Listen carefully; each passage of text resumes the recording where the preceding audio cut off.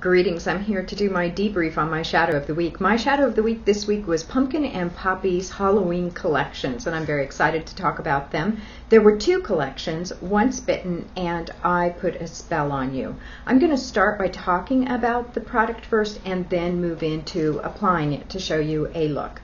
I'm doing this on my new desk, which is fantastic because I can set everything up and I can stand while I do it. I like that because it's more comfortable to me, because I feel like this is how I talk when I'm in front of a classroom, because I'm actually able to stand and move and do various things. So we'll see how it works, but so far I love it because I really do have that zap of energy that I get when I stand in front of a classroom. I know, nerdy professors, you can't take them anywhere. I would say if you're only going to purchase one, purchase the Once Bitten. First of all, it's less expensive. It's $25.50 without the perfume. And secondly, I just feel like it gives you more wearable combinations. However, I would say if you buy the Once Bitten collection only, I would pick up this mauve Garden of Magic from the I Put a Spell on You collection. It's only $5 and it goes so nicely and mixes so nicely into the Once Bitten collection. In that collection were two loose shadows. One is Forever Young, which is a blue color. And I'm not going to use this today. I used it all week. I really liked it. I thought I would challenge myself not to use this. I always migrate towards color, and I wanted to do something a little bit simpler. The other color that I'm in love with is Armand. And Armand is a multitasker. This is lip safe. So you can do your lips, you can do a cheek highlight, and you can use it on the eyes. Very nice shade. The other part of the Once Bitten collection is this cream shadow Louis, and it is an olive color, and it's marvelous. I used it a lot with the Woodsy collection. I really played a lot with this. It goes on very creamy, it builds, nice product. And the last one is this color Debonair, which is a cream liner shadow. I've been using it a lot as a shadow base and really like it. I also do like it as a liner. So those would be the 5 products you could get. And that would come out to $30.50 because it would be the $25.50 for the collection plus the extra Garden of Magic from the other collection. So let me tell you what you would be missing if you did that route. The I Put a Spell on You collection is $40. And it has this cream blush. Now, the cream blush is called Debutante. This for me did not work as a blush. It's too light for a blush, too dark for a highlighter. That is me. This one surprised me because when it didn't work as a blush highlighter, I thought, oh, well, that's one I'm not going to use. Then I wrote and I said, is this eye safe? And she said, yes. And I said, oh, well, that opens possibilities. Started to use it on my eyes, and now I know this is one I'll probably be reordering even, because it's going to be one that I can use a lot as a cream eyeshadow base. So love that. And the other thing I need to tell you about this is it's lip safe. So this is one you can pop on your lips, which is nice. It dawns on me just to show you before I put the Danny on the lips, which is quite bright. I'm just going to show you what this would look like over, say, a bronze liner. It just softens the look a little. So it's pretty. You would also be missing out on this lip pencil. It has a smell of caramel. I kept putting it on and going, what's that smell? What's that smell? And I couldn't really figure it out. And now I know it's caramel because I got online and I looked and I said, oh, caramel smell. Okay, I'm so bad with scents. I'll go, it smells like something I know. Smells like something I know. But I can never figure it out. And I kept saying, vanilla? No, it's not vanilla. But it's caramel. So you would miss out on the Danny lipstick. This goes on well. It stays fairly well for a really shiny, glossy lipstick. It stains the lip a little bit, so that's kind of nice. So when it wears a little bit more evenly. It doesn't leave you with just white lips. So I liked that. I enjoyed using this, and I would definitely purchase some more lipsticks from her. You would also miss out on this color, I Put a Spell on You, which is a green shade, very, very deep green. This one for me only works as a liner. It's going to live in my liner drawer. I could not use it in the crease. It's just a bit too dark for me. think it's a combination of my age, the fact that I'm really fair, and also that I have deep set eyes, that I can't go as dark as other people. I can't use a real deep black, for example, to darken the corner. I don't care for that look on me. I love it on other people. I think it's gorgeous. It's not a look that works particularly well for me. So for me, this is a liner, but if you're the kind of person who can pull off that beautiful darkening of the eye, this would be great, because you would just get a bit of a deep, intense green. The other product you would miss out on is Binks. I also use Binks to line. It is a black brown, and it goes on lightly enough that I can in fact use Binks in the crease. So this one is one that will live in my liner drawer, but I can also use this one as a crease color. And you would miss out on this purple colored liner. This purple liner is the one I got to play with the least this week. There were so many combinations of products in here and so many potential liner products. I really felt like this collection for me was all about adding a lot of new cream eyeshadow bases and liners to my possible looks in my collection. So I'm going to leave this out and play with it another week, because I think I only used it once and I need to use it more. I will say that for me, having it in this form, I know a lot of people are going to prefer it in a pencil form. I don't like sharpening pencils, so it's not great there. And I also find that I get a lot more use out of this formulation, something that's in a pot, because this I am going to use as a cream eyeshadow base as well as for a liner. Whew, that was a long introduction. Let me get started. To get started, I'm going to take Debutante and I'm going to just tap that on the lid.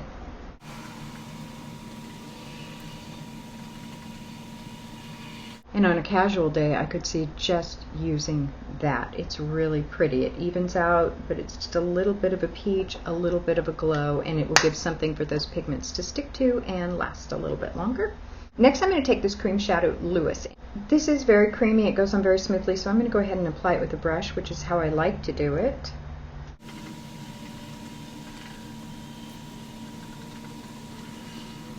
This can be a very subtle color if you want it to be. It's really fun to look at the looks that Grace, CosmeticCouturier, and Christy from Veggie Beauty do, because they do very dramatic looks with these collections, and they're gorgeous, and they're young, and they're beautiful. When I put these on, I try to make them a little bit more age appropriate, and what I find is that you can go, I can get kind of a little bohemian look going, or else I can just make it a very classic look.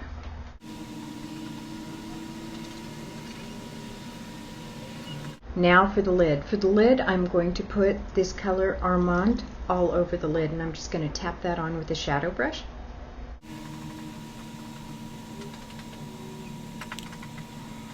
There's a lot of light coming in today, so I'm feeling quite blind in this eye. I have low vision in this eye anyway, and now I'm getting a steroid-induced cataract. I have a BRVO, I have an implant in there, blah, blah, blah. At any rate, I'm pretty much blind, so you'll watch me kind of going like this. It's because I don't see so much, so I'm doing a lot by feel when I'm working on the right eye. This eye sees really, really well, though. Next, I'm going to take this beautiful mauve, this Garden of Magic, and I am going to lay that in the crease right over Lewis. This is such a pretty fall color.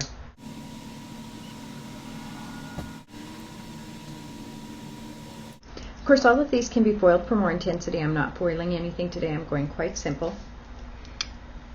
Next, I'm going to go ahead and place my highlight shade. And for highlighter today, I'm going to use Fusion of Color, but I'm actually using their color called Highlight. I usually use that color I mix, but I did get a sample of this, and I do like it, so I just have to remember to use it. And now it's time to blend.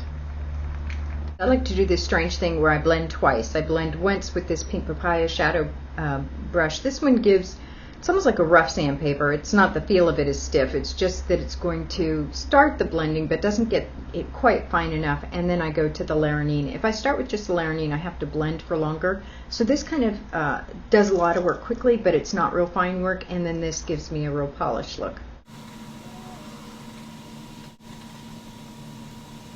The eyes are done, except for the liner, and I'm feeling kind of inspired. I am going to take that purple eyeliner out and just run it under the bottom of my eyes instead of putting the navy there.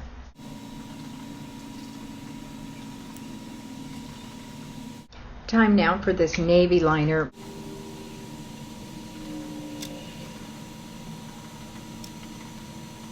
Now I could do something like winging that out, but I think instead I'm going to take it and wrap it into the corner.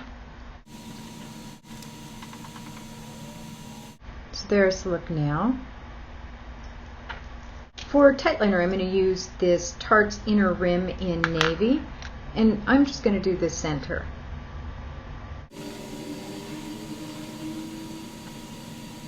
I'm going to grab my Fusion of Color, that light yellow corrector, and just clean up a little, cover the age spots, and lift a little and brighten. This is the Fusion of Color light yellow corrector. I mix it with their lightest shade of foundation because I am really, really white.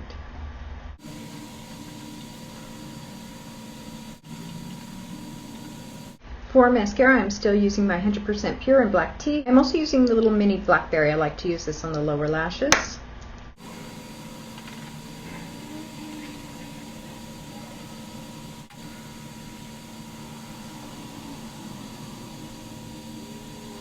Eyes are done. Time to move on to that lip color, Danny. This is a bright one.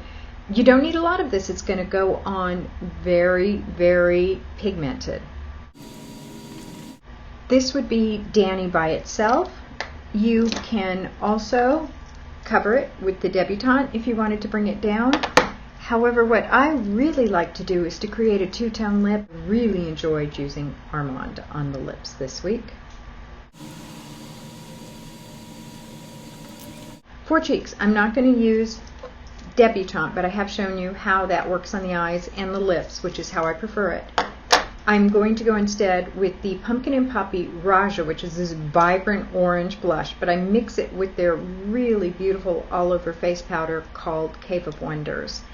And it gives the color of shimmering ocean sands, like the sand we have near our oceans. And for highlight, I'm going to go back to Armand. I'm going to use the fan brush, my Sonia Kashuk fan brush. And Armand has a sheen to it, as you can see on the eye, which makes it a very pretty highlighter. And it goes beautiful with this Pumpkin and Poppy Cave of Wonders and Raja mix. Just gives me a bit of glow. That's it for my debrief on my shadow of the week. I love the Pumpkin and Poppy collections. I really do. It's one person following her dream, very true to her ingredients. She's vegan and everything she puts in her ingredients is well thought out and good. And she has this amazing talent for blending color. So I think it's a really fun business to support. I feel good about it. I feel good about wearing the makeup because I know that it's really clean product. But I'm vain enough that if I didn't think it looked good, I would not wear it. I would not wear it just because it's natural, and I would not wear it just because it was an independent entrepreneur, and I would not wear it just to support a young woman who I really admire. Those would not be enough reasons. The proof for me is in the pudding. I put it on. I like the way it looks. My husband often compliments me, which is interesting when I have her looks and her shades on. If you're at all curious and you can really only think in terms of one, I would get the Once Bitten, and then I would add to that the Garden of Magic, the mauve color, which I think is beautiful. At some point you might want to play with her lip pencils and lip crayons. That was my first, and I think I'll be back for more. I really enjoyed that. The other thing I've been more cautious about, but I have been playing with, are her perfume oils. And I have this one, which is Mermaid's Lagoon, which I like a lot. I wore this in the summer. I have another one, Pele. I like it okay, but not nearly as much as Mermaid's Lagoon. And then I ordered 5 perfume samples from her. One I put on and I just didn't care for all that much. It was very masculine scent, and so I think I'm going to pass it along to my son and see if he enjoys it, because he loves my samples. I'm always passing them on to him. The other one I put on and I thought, wow, this smells so good, because I love pumpkin and fall and cinnamon. And my husband came in and he said, oh, that candle smells really good. And I go, oh, I don't want to smell like a candle. So that one was out. Then I tried Red Riding Hood. It's the third one I've tried. I'm hooked. I'm getting a big size of Red Riding Hood. And what helped is I put it on and I thought it was a beautiful smell. I thought, ooh, that smells so good. And I can't remember how she describes it. I'm horrible, but you can go to her Pumpkin and Poppy Art Fire site and see how she describes it. But when I walked into a room, my husband said, "You smell good. Boy, that smells good." And so I'm like, okay, I'm getting the big one. This works. Okay, now I truly am done talking to you about Pumpkin and Poppy. I was done before, and then I nattered on a little. But this time I'm done. Make it a great, great week. Bye.